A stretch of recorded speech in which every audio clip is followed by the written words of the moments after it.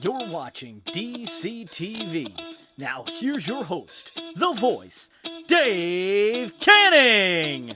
It's you, it's me, it's DCTV. It's you, it's me, it's DCTV.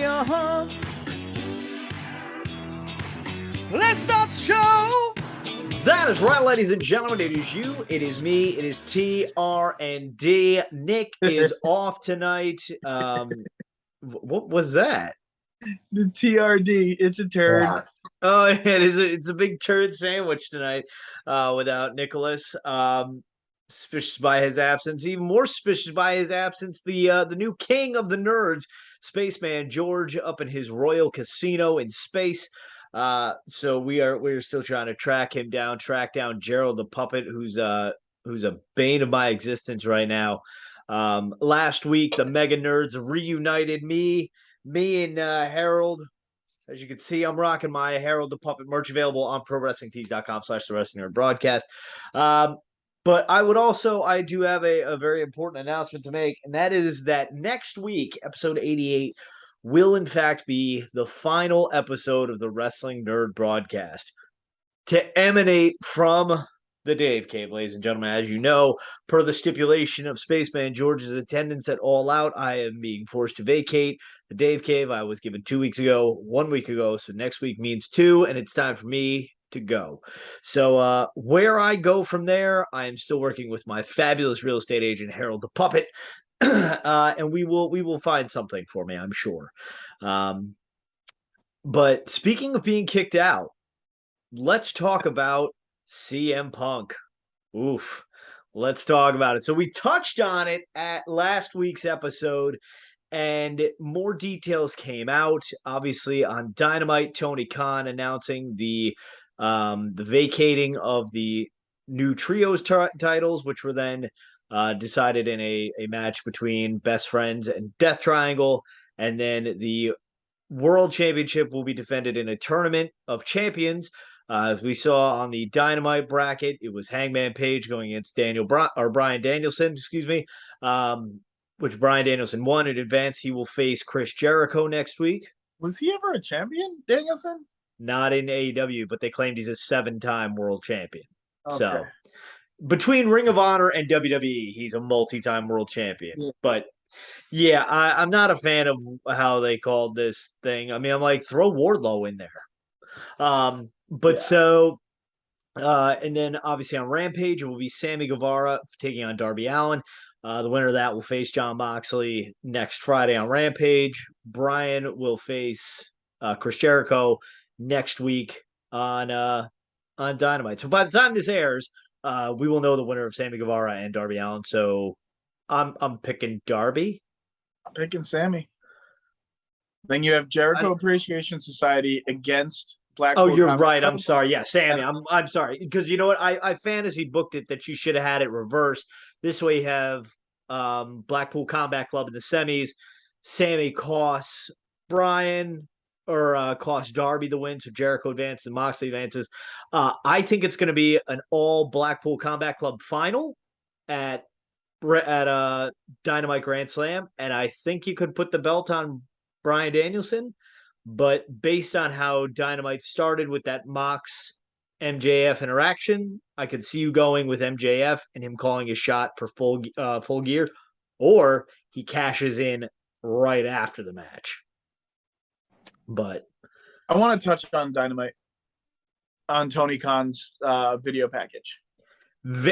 I would just, before I let you go with that, Tom, I would just like to say, as a broadcasting student, it was very obvious that his eyes are going back and forth reading a cue card. Absolutely. Just by minor nitpick. But go ahead, Tom. A lot of people on the internet are really mad that that's how he did it. He didn't go out in front of the crowd. It was pre-recorded.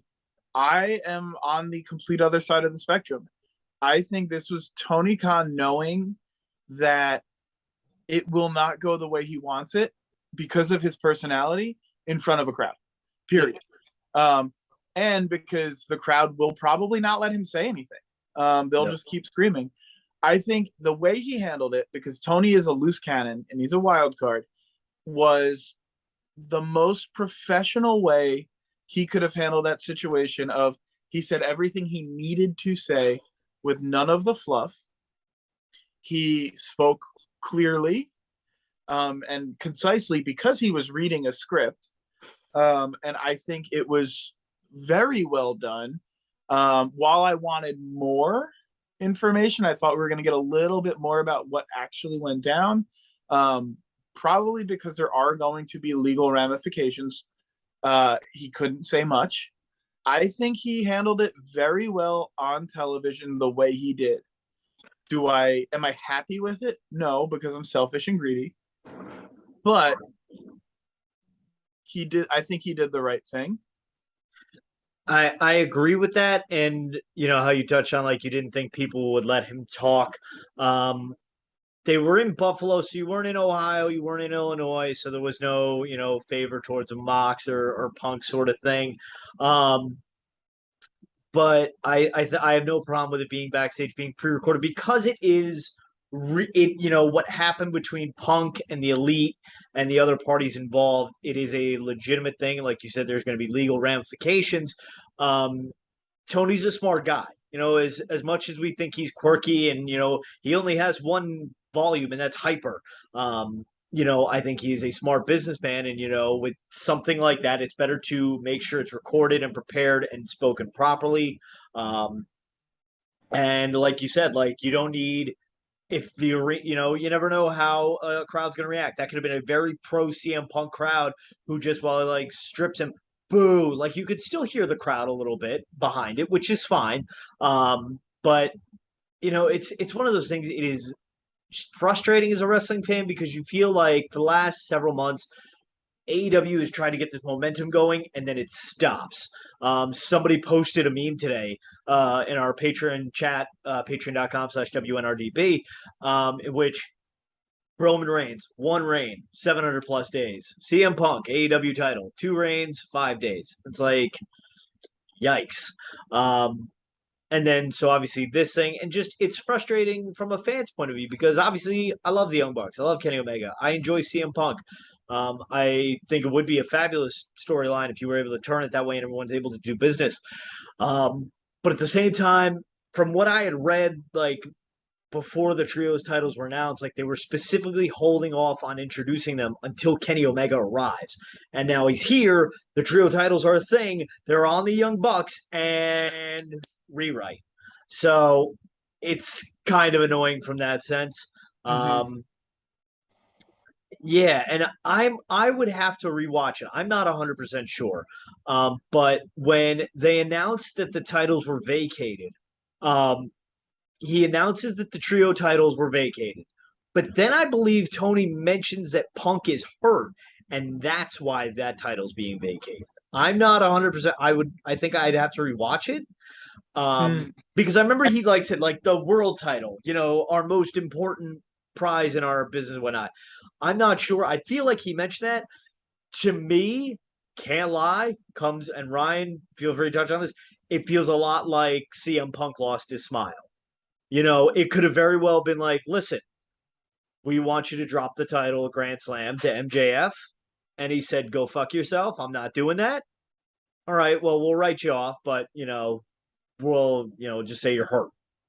Now he could very well legitimately be hurt. Because if you listen to the non-4-letter words during the media scrum, he did mention that he was old and he's tired and he's hurt and he's beat up.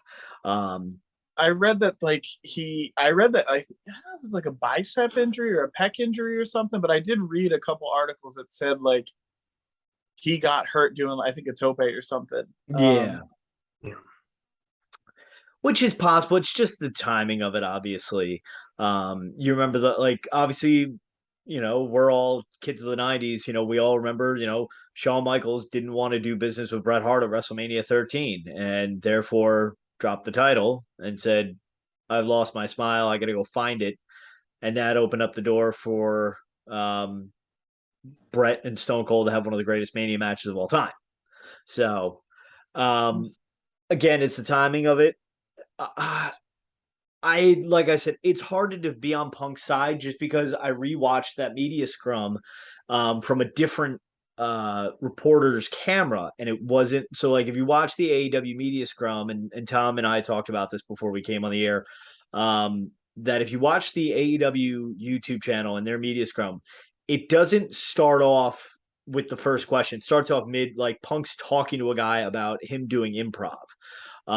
So you think that there's like, oh, maybe the guy brought up Scott Colton, aka Colt Cabana. How you doing?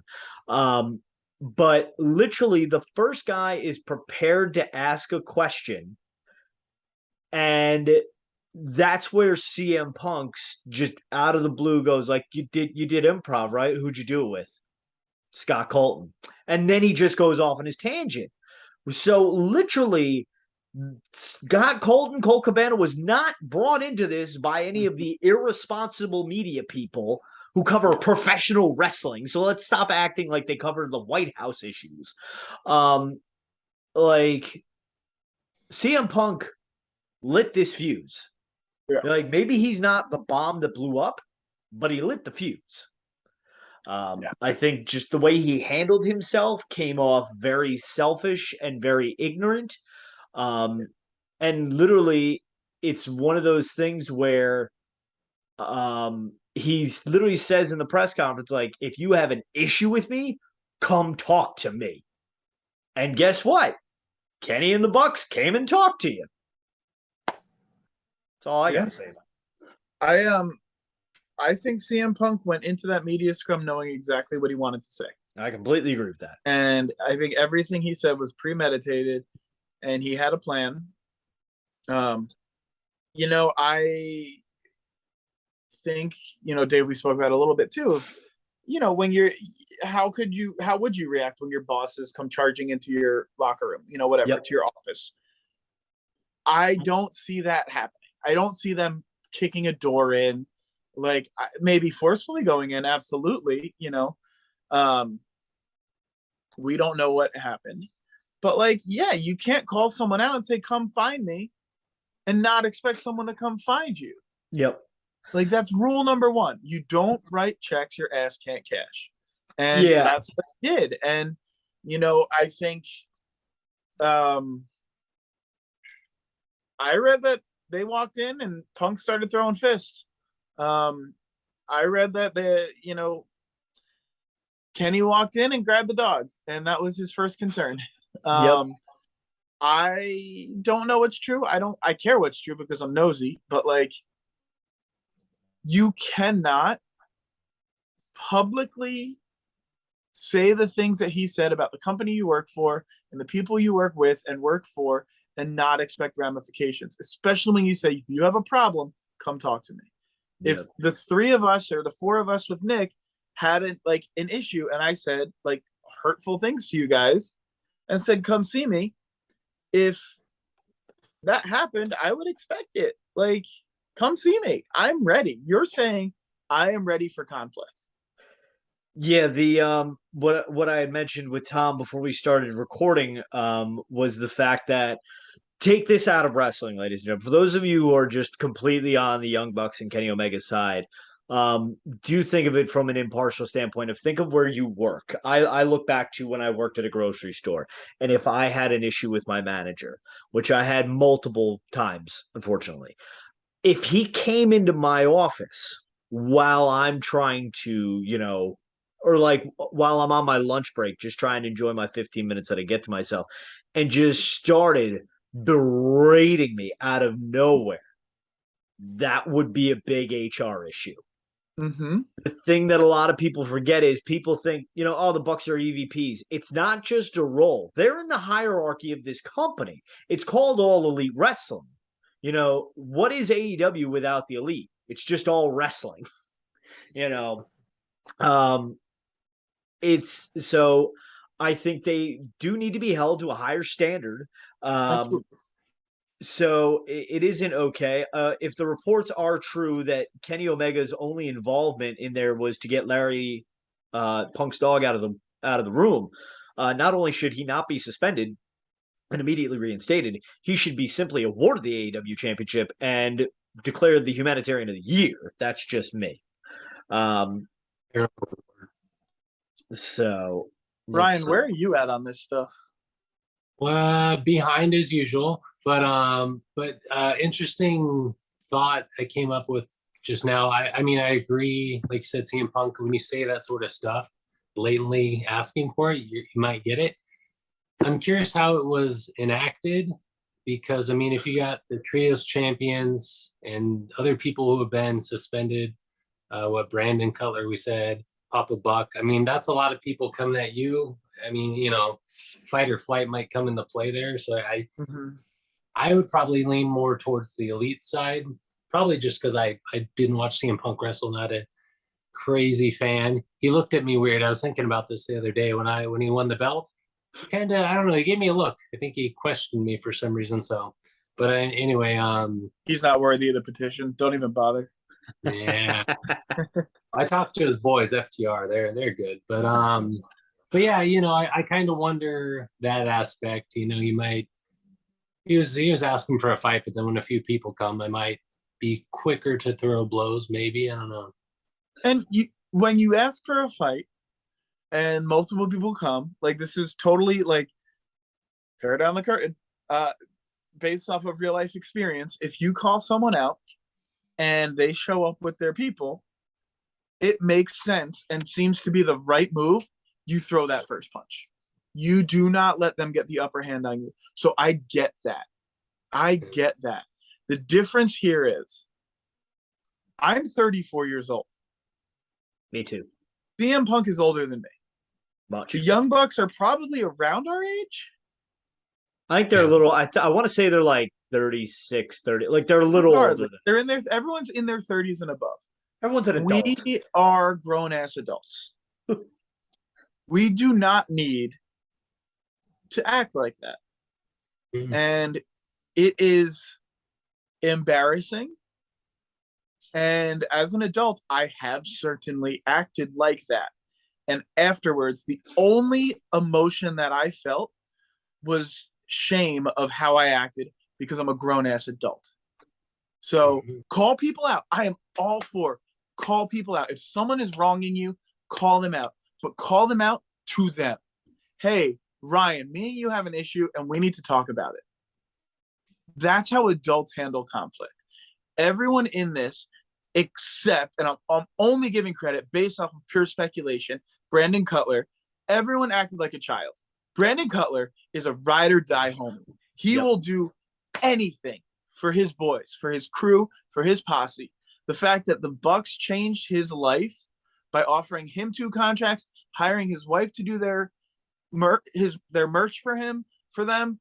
Brandon Cutler, I feel like, as goofy and silly as he is the type of friend, I don't care what happened, I have your back, let's do it. And I can only picture Brandon Cutler's goofy ass in that stupid tracksuit bugging out. And that's what I want to see. I don't care. Like, I don't need to see them fighting. I want to see Brandon Cutler lose his shit because I think he was just being a good friend, whether it was, yeah, I'll throw punches, or trying to diffuse the situation to protect his friends. Yeah, I was telling Tom, and I just looked it up. It's Brick Tamland from the Anchor Guy, but Brandon Cutler is Brick Tamland, where they have in Anchorman where the 2 newscasters fight. And Brick kills a guy with a trident, and Jerron Burgundy's like, "Yeah, I saw that. I mean, to talk to you. You should probably lay low for a little while." Like Brandon Cutler is bringing a trident to that locker room. And also just to touch on your age questions there, Tom. CM Punk, 43 years old. Chris Jericho, 51, looks fabulous. And then Matt Jackson is 37. Nick Jackson, 33. Kenny Omega, 38. He's in his 60s. I looked that up this weekend. Sting is in his 60s. And looks fabulous. Sting is the great, Sting does not look 61. I mean, I know face paint helps, but he does not move 61. Yeah, and I would just like to to go back to my earlier point if I could, based on how I talked about how the media scrum started. Just reading on Twitter, Dave Meltzer had this tweet is from Drain is all out Omega, Drain Bamager. Says Dave Meltzer had things to say about CM Punk if this is true. Dave says Punk's media scrum rant was intentional and practiced beforehand. It was apparent as he targeted Nick Hausman straight away when no question was asked, wanting to bury Colt Cabana. So, like I said, as you watch the beginning of the media scrum, if you watch AEWs, they're like, who'd you do improv with? There's nothing asked prior to that, really. Like, there's a couple lines spoken, but he's talking straight to Nick. Punk sits down and looks straight at Nick Hausman and is starting to have that conversation. So he can just pretty much, which gives me all I need to know that this was intentional. Punk went in there with malice intent to bury people and make others look bad. But also, I'm sorry, Ryan. Just says on here, Dave Meltzer says Punk has been a divisive figure in the locker, has been a divisive figure and rubbing people off the wrong way in the locker room for a long time, telling guys to not to do stuff that get them over and successful in the first place, preaching old business philosophies. He adds that some listed whilst others didn't, which made Punk angry. Dave adds that Tony Khan should have stopped Punk when he started burying his guys. Says the Bucks have done more for the business providing jobs than Punk ever did. And that last part with the Bucks have done more for wrestling than Punk ever has, I completely agree with that. Punk may be one of the most iconic figures in wrestling. The Bucks are two of the most important figures in the history of wrestling. I would say that the Elite, and I include Cody in that when I say that, are arguably, in terms of a group of wrestlers, as meaningful potentially, depending on how AEW goes down the line, are as influential as Vince McMahon is on a business side of wrestling. I'd even say you could put the Young Bucks against Vince McMahon in a business, from a wrestling versus promoter standpoint, because Vince changed how wrestling is advertised and promoted to the world and brought to the world. Whereas the Bucks have, between their own merchandise and then you can ask Ryan Barkin this. I guarantee you he'll agree that Pro Wrestling Tees is not the global empire it is now without the Young Bucks. They show that you can succeed on the indie circuit without having to go to WWE. Like anytime we've had guests on the show, we ask like, with AEW now, is the goal still WWE? Is it AEW? Is it New Japan? Is it just stay on the indies and have fun? You weren't asking that question 5 years ago. It was, so you ever going to make it to the WWE? I would say I would alter what you said about the Bucks being equal or better than Vince. I would say if Vince, I meant from a wrestler standpoint. There, sure, yeah. I totally hear. Like, yeah, I would say the Young Bucks are if Vince McMahon and Triple H had babies together. Check the because Triple H can wrestle, obviously. Yep. But he also knows the product that people want. Yep. And I'm going to use this word really carefully. I don't like to. The product people need, because yes, we enjoy wrestling. We can want it, but we have this like very deep-seated need and desire to be a part of it, to understand it, to feel like it's for us. Yep. And Triple H knows that. And he's done a great job last month and a half. He's done a great job, but he also knows how to talk to the talent. Yep. And to ensure that they're happy. And I see that much stronger in Triple H than Vince. I see Vince as knowing the business and how to run a successful business and empire, but also change the way the world looks at wrestling. And I think if you combine the two of them into the Young Bucks, it makes sense. Yeah. Huh. Yeah, it's the whole thing is just like, and I've and I'll stand by this. I think the greatest thing that Punk's comeback has done is that it has eliminated people from chanting CM Punk at any wrestling show, whether it be WWE or AEW or an indie show, when they're bored. Because I hated that with a passion. Also, it's the equivalent of wearing a baseball, like a sports team jersey to a game when that team's not even playing. Like, go wear a Green Bay Packers jersey to a Yankees Red Sox game. Bro, what are you doing here? Just stop. Aaron Rodgers is not walking into Yankee Stadium tonight. He's not walking in anywhere. The Young Bucks got me back into wrestling. My friend Steve, and a big shout out to Steve, he told me, he's like, hey, do you watch wrestling still? I'm like, not really. He's like, check out New Japan. He's like, there's just something's going on with this group called Bullet Club, very NWOS, but very different. And he's like, I think you'll really like them. So I did. And the most exciting part about that was, who the fuck is Kenny Omega and why am I in love? Yep. Like, the Bucks got me into wrestling again. Kenny got me infatuated with wrestling because a stranger who I know nothing about, I knew nothing about Kenny. I got so invested in his stories to where when Kenny and Kota Ibushi hugged at Wrestle Kingdom and the golden glitter came down or confetti came down, it was like 4:30 in the morning. I was sobbing,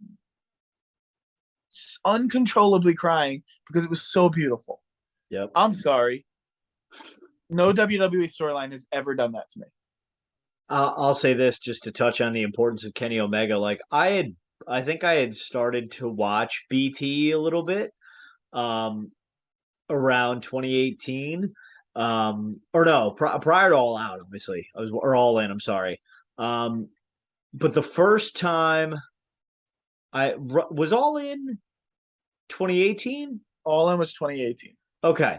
Yes. So Kenny Omega wrestled at my local indie, Northeast Wrestling. Shout out Mike Lombardi. He wrestled Ray Phoenix. And I was like, what is all this hype about Kenny Omega and Ray Phoenix? And I watched those two wrestle, and it is one of the greatest wrestling matches I've ever watched in person. And I'm just like, you know what? I get it. Like, I just sat there just like, it wasn't like I wasn't vested in either guy because I wasn't like, I didn't have like a hard, like, I was just watching this great match. And I was just like, wow. Like, I felt like a kid watching those two wrestle, which was great. So it just sucks that, you know, if Kenny and Nick and Matt Jackson overstep their bounds as EVPs, obviously disciplinary action needs to be made. I don't know if they're going to be able to turn this into a storyline. Obviously, from what we're hearing, if Punk's injury is in fact legit and he didn't lose his smile, he's out, I think, 6 to 8 months, they said. So that puts you in the double or nothing buildup about. Obviously, I would be interested to talk to DDJ of Shooting Shit. Shout out to DDJ for the Tom Says Hi sign on Rampage last week. Subscribe to his channel, Yep. please. Like, you ask anybody from Chicago, CM Punk can do no wrong. It's it's the equivalent of when Brett and Shawn were going back and forth. Brett was a heel in America, but he was beloved in Canada. I think that's sort of what it's like. I'm surprised Moxley was cheered at all in Chicago for All Out. Yeah.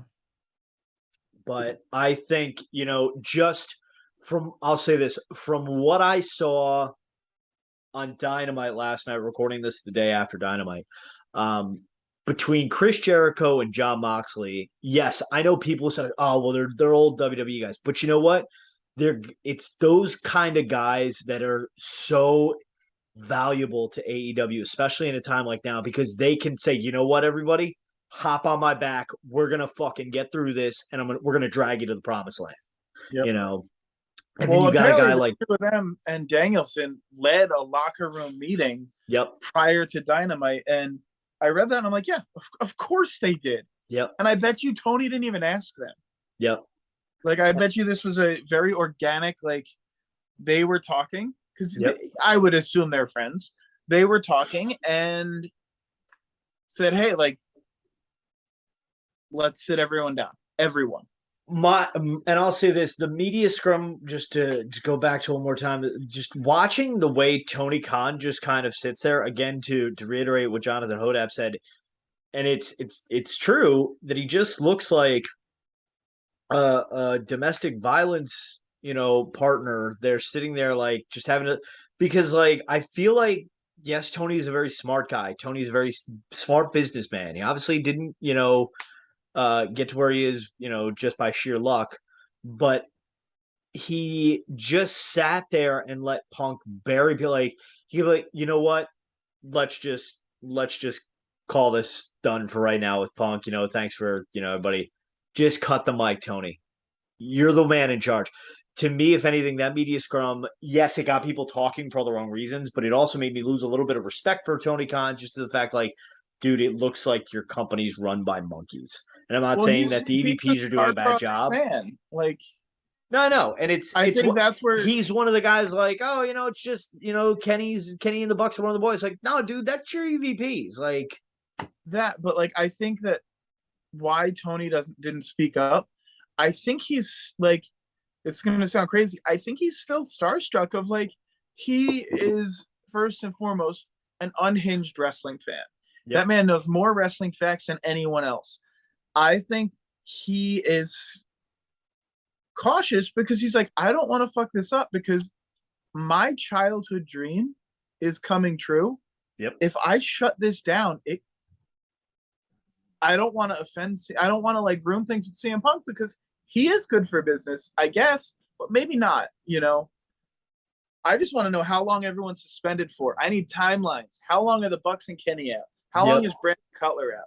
Like that, yeah. Like you want to be real with this. You want to be real with this media scrum and whatnot.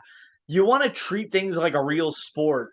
Let me know how long are they suspended for. And I know that's like, oh well, if we don't tell you, then when they eventually come back, you're like, oh man, I missed. It makes every episode must watch.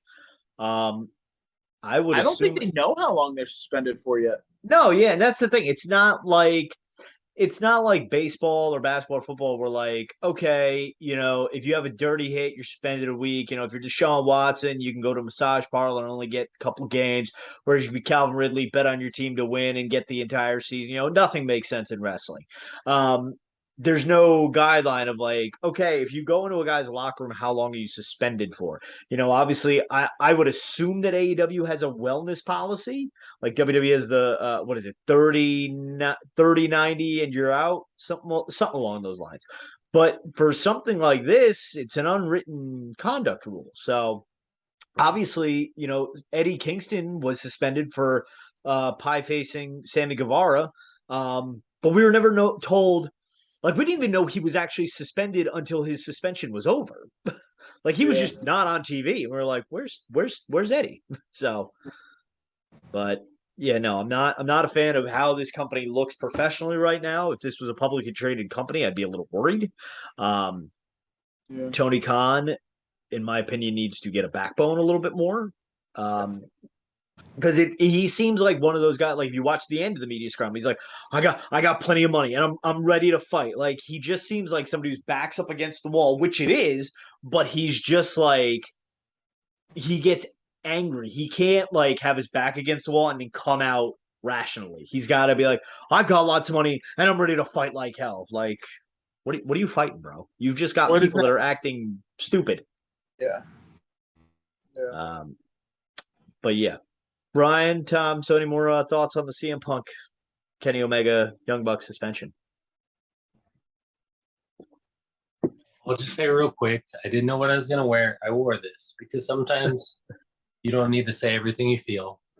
I've learned that as I've gotten older, like you said, Tom, when I have said things I feel, a lot of times it comes with regret, so or when it's very heated, spur of the moment stuff or stuff that should be dealt one-on-one, like you said.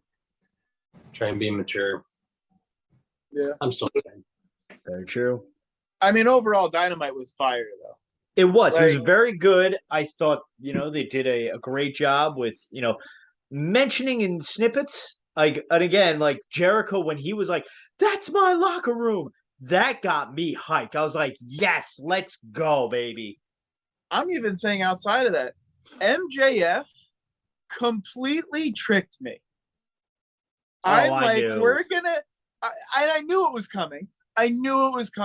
But he's so good.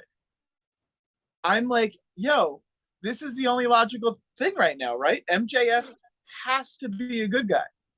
Like, no one's gonna boo this man because this is incredible. Yeah. And then he's like hamming it up, talking about, this, that, and the other thing, and like it's slowly seeping out. He's slowly letting little asshole comments out and how he says things and his cadence. And then it's just like, fuck you, Buffalo. Listen, Your mom's a hoe. he came out in a Josh Allen jersey, and you can ask JP right away. Not even JP, a diehard Buffalo Bills fan. Buffalo Bills kicking the crap out of the defending Super Bowl champions right now. So congrats to the week one win there, JP. Like nobody's rocking a Josh Allen jersey. Come on. I've never even heard of that person. Now that's who. Neither did MJF, but he went to Dick's Sporting Goods, grabbed the jersey, threw it on. Yeah. I thought it was very well done. I loved the seed planning of like there's only one con that I really trust, and it's jolly old Saint Nick. My favorite wrestler of the game would say that this is best for business. I'm going to join my best friend, the roller coaster. And he mentioned the year his contract's up. 2024. He mentioned, and I'm like, that is so good because you made a storyline for the next 2 years. He definitely mentioned that beforehand, though, because he said the Great War of 2024. Yeah, he definitely said that before. I'm saying though, because you don't know what it is now because he left, he came back, whatever. Yep. It was so well done. Mox coming out was great. Mox got all fired up, and then he was like crying afterwards. I didn't think Mox cried. I don't. I think it's Bryan Danielson versus Mox in the finals at Arthur Ashe. You could go either way. My thing is this: if you have MJF come out at the end of Grand Slam and cash in his poker chip and win the thing, got to be off Mox. It's got to be off Mox. So that would make Mox it's a 3-time champion, right? Because I thought they said like he is a 3-time champion, but maybe they just include the WWE title that he held. I don't know. But yeah, so it just kind of seems weird. Like if they take it off Mox, I could see it doing it off Danielson because you almost do what WWE did, like how when he won the title and then Randy Orton cashed in right away. And even though Bryan Danielson won the title a couple times in that chase up to WrestleMania 30 in that weird way, and then you do it a Full Gear. Off Danielson immediately. No, I mean you could hold it till Full Gear. I mean, my pitch for the tournament that I came up with was you do the top 4 guys, that being Moxley, Powerhouse Hobbs. Who were the other ones in there that I had? Wardlow, but like you do a 4-man tournament last night on Dynamite, and then next week, and then the winner of that faces MJF. But I guess the way that MJF came off that poker chip, he's saying it's whenever he wants. So I think it's going to be like a Money in the Bank thing where he can cash that in whenever he wants. And he better win it because, like I've said before, with the casino ladder match and battle royals that they've had before, I believe Hangman Page is the only person to ever win it and win the title afterward. Yes. So, Garrett Camara. If MJF doesn't win it, they have ruined that whole story. Yes, absolutely.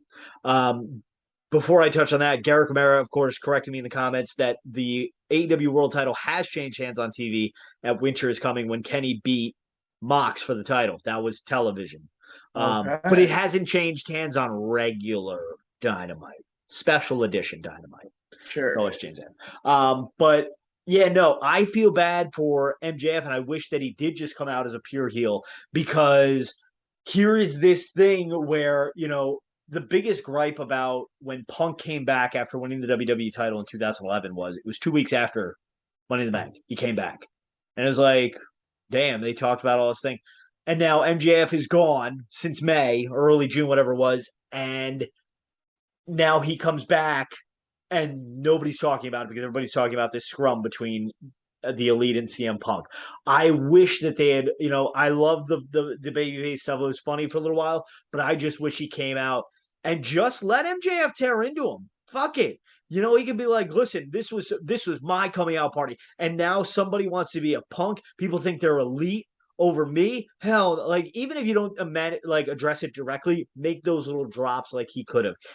I'm sure like one of the podcasts let's do, they mentioned how MJF can be given a week and come out with the greatest promo that's quotable and sound bites all over the airwaves for the next week. They gave him 4 months.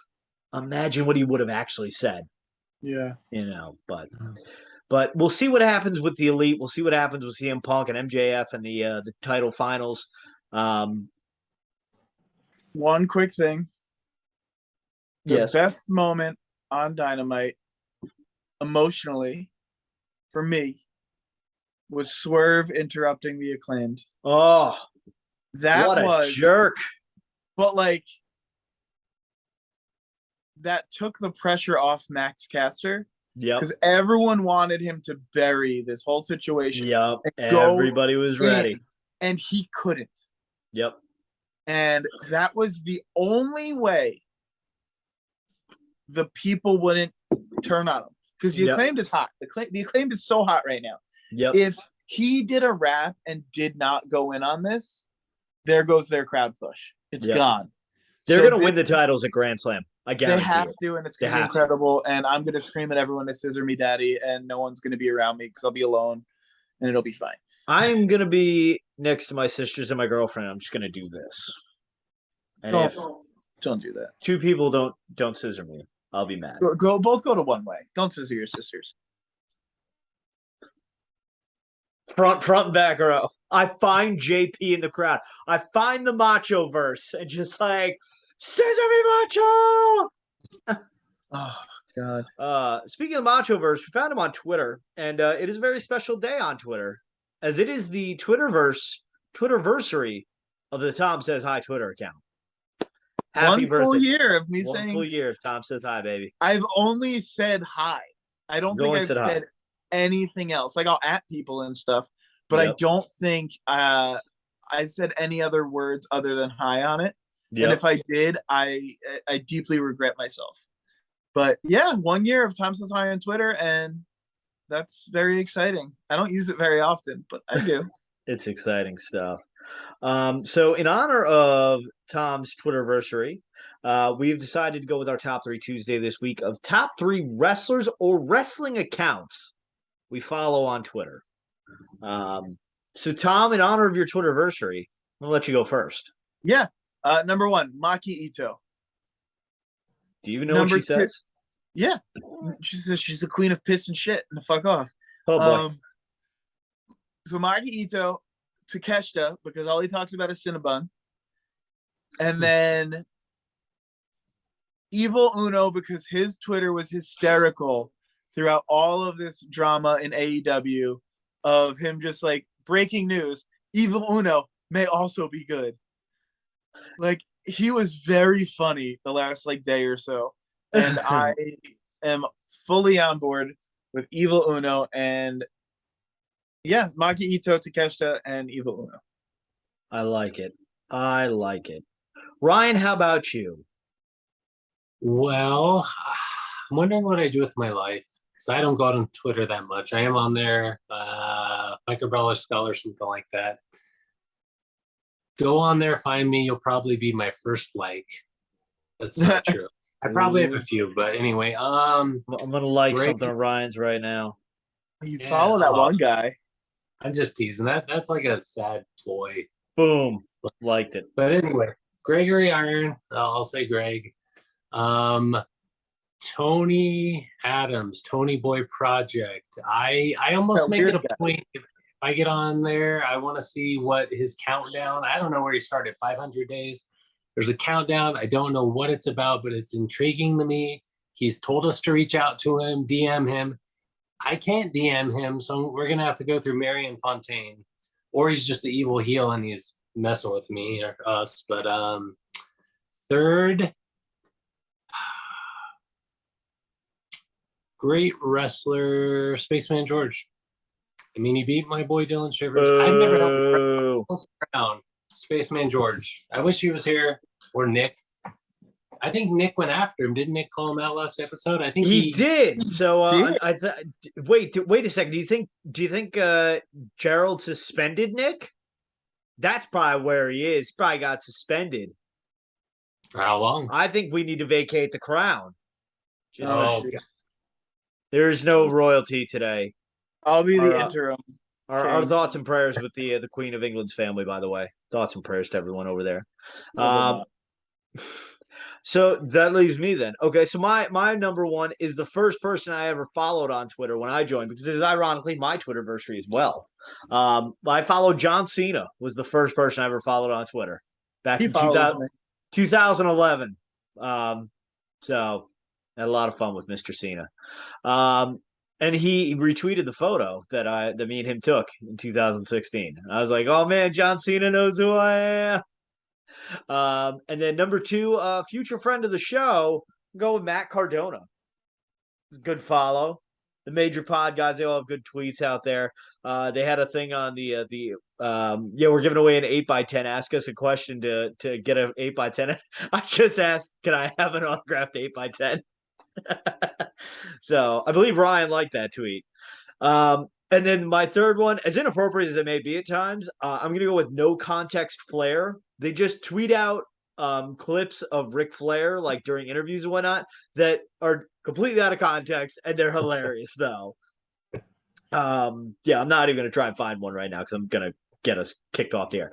But so, yes, let us know who you enjoy following on Twitter. You can follow all of us, DaveCTheVoice, Microballer Scholar, Tom Says Hi, and, of course, our nerd account at WNRDB. Follow us on all the other platforms of social media, Facebook.com/WNRDB, Instagram, the Wrestling Nerd Broadcast. Of course, YouTube, please like this video, comment on it as well. Apparently, it helps the algorithm, so do that, and we'll love you. What up, Jonathan Hodap? Of course, check out ProWrestlingTees.com/the Wrestling Nerd Broadcast, so you can get a Harold the Puppet t-shirt. You can get a stretch fit hat like Ryan has on. It's getting cold out, so grab the Freddy fleece right here. Grab the knit cap, so you are not cold shoveling snow if you live in a state that has snow, unlike Ryan. Of course, check out our Patreon, patreon.com/WNRDB. And to all our patrons, if you haven't already, please readjust your channel, your tier level, because we rearrange the levels for those of you who don't know. You get the $1 level, gets you as a nerd. The $5 level welcomes you to the broadcast. You get the pod, you get the slammer, you get into the Facebook chat, you get a weekly gift. I also apologize to our current patrons. Your gift is coming. I haven't had a chance to get the mailbox yet, but they are coming. Just waiting on the slammers. So when those come in, I will mail out pogs. You'll get it all. I promise you. We're not going anywhere, except me. I'm leaving the Dave Cave. So I got to talk to Harold. We got to figure out a place for me to go. So in the meantime and in between time, on behalf of myself, Tom, Ryan, and Harold, because he's great helping me find a place, and all the gummy bears. This is the Wrestling Nerd Broadcast, reminding you to tell your mother you love her every day, because like Kevin Durant said, Mom, you're the real MVP. Good night, everyone. God bless America.